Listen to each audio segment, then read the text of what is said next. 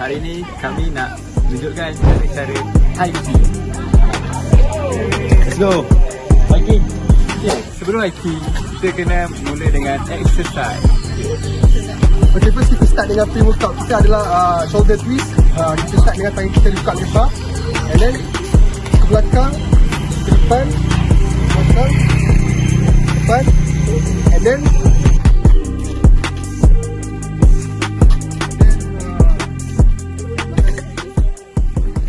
Okay, salah satu tips hiking ialah kita kena jalan berkumpulan.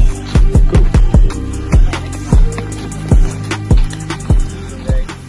Masa di hutan, kita kena pastikan dia tak pegang apa-apa sembarangan. Contohnya macam ni. Kita takut ada ular ke, serangga berbahaya ke. Okay, itu saja. Masa hiking, kita kena jaga langkah kita. Kita kena langkah dekat dengan langkah jauh sangat. Macam ni.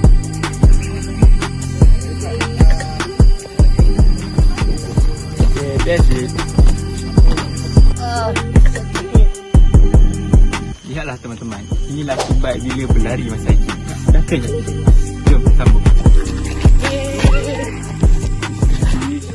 Lain kali kalau hiking, kita kena ikut track yang disediakan. Jangan ada tempat ni.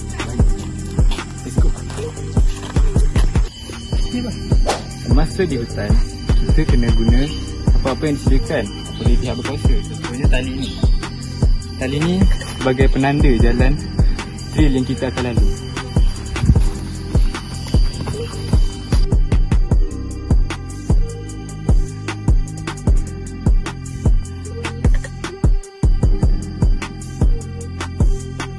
Seterusnya, kita kena berhati-hati masa kita berpijak. Contohnya macam ni.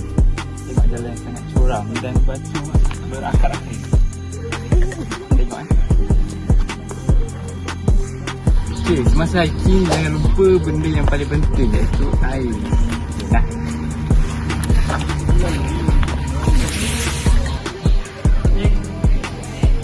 Penatnya hiking. Lepas dah hasil hiking, mestilah kita rehat. Minum. Bismillah.